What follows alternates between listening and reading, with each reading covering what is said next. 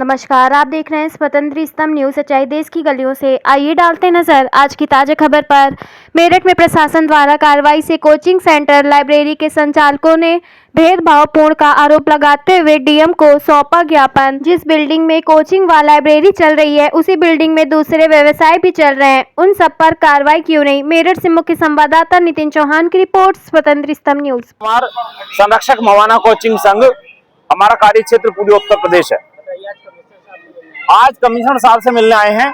मिलने का सबसे बड़ा उद्देश्य यह है जो ताबड़तोड़ सीलिंग कोचिंग सेंटर्स पे और कोचिंग जो इंस्टीट्यूट्स हैं उन पे की जा रही है, उन सारी चीजों की मांग को लेकर हम लोग यहाँ आए हैं।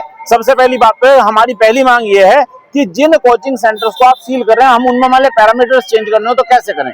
सबसे पहले है कि जो अग्निशमन वाला जो एनओसी का कार्य है वो हमें बताएं कि क्या क्या चीजें पूरी करके हम बच्चों को पढ़ा सकते हैं। फिलहाल कोचिंग खुले रहे हैं, जो चेंजेस करने हैं वो चेंजेस हम लोग कर लें ताकि बच्चों का भी नुकसान ना हो और हमारे कोचिंग सेंटर्स भी चलते रहें और जो कमियां हैं वो भी पूरी कर ली जाएं। लेकिन इन सारी चीजों को ध्यान हटाते हुए सीधे सीलिंग का प्रोसेस किया जा रहा है, जो छात्रों के और टीचर्स के दोनों के लिए उत्पीड़नात्मक रवैया है। इस रवैये के खिलाफ ही मिलने के लिए हम लोग कमिश्नर साहब के पास आए हैं कि कमिश्नर साहब कुछ समझेंगे और हमें इस चीज में राहत देंगे। देखिए, कोचिंग सेंटर्स का जो हेड है वो क्षेत्रीय उच्च शिक्षा अधिकारी होते हैं। उन क्षेत्रीय उच्च शिक्षा अधिकारी के यहाँ बहुत सारे कोचिंग ऐसे हैं जिन्होंने सबने रजिस्टर्ड है। देखिए सर, मेन मतलब ये है, हम देखिए प्रशासन का हमें सहयोग चाहिए। हम ये नहीं चाहते हैं कि बिल्कुल कोचिंग एकदम से बंद हो जाए। हम ये चाहते हैं कि हमें कुछ वक्त दिया जाए और जो मेन मुद्दा है वो है फायर सेफ्टी। अगर कोई कोचिंग फायर सेफ्टी में सारी चीजें मतलब हम जो भी बेसिक चीजें हैं अगर हम पूरी करते हैं और जो फायर वाले लोग हैं उन्हें ये लगता है कि ये बिल्डिंग संचालन के लिए सुरक्षित है, तो वहां कम से कम हमारे कोचिंग जो है वो रन होने चाहिए। क्योंकि बच्चों के जो एग्जाम आ रहे हैं सर, अगर हम उन्हें पढ़ाएंगे नहीं तो वो बच्चे कैसे एग्जाम देंगे। आपको पता है कंपटीशन के दौर में एक बच्चा एक नंबर से कई हजार कई लाख रैंक पीछे हो जाता है। तो सर हमें उन्हें भी ध्यान में रखता है, माता पिता भी परेशान हो रहे हैं, बच्चे भी परेशान हो रहे हैं। तो एकदम से सर सील ना किया जाए, हमें कुछ वक्त दिया जाए, हम उनके पैरामीटर पूरे करने के लिए तैयार हैं। मेरा नाम निशा कन्वर है और मैं सभी बागपत रोड से वालों की तरफ से आई हूँ।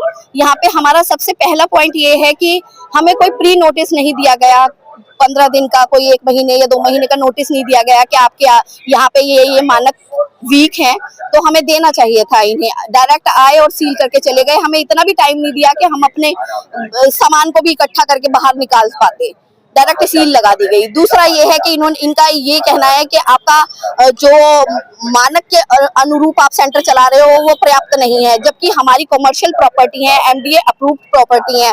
बट इन्होंने नया मुद्दा उठा दिया है कि एजुकेशनल लैंड होनी चाहिए। एजुकेशनल लैंड आप ये प्राधिकरण में भी जाके, एमडीए ऑफिस में भी जाके देखिए कि 2031 तक का नक्शा है वहां पे लगा हुआ, वहां पे कहीं एजुकेशनल लैंड के लिए कोई भी जमीन अलॉट नहीं की गई है। तो मतलब हम क्या करें, 31 तक बैठ जाएं आराम से, 31 के बाद अपने सेंटरों का संचालन करें।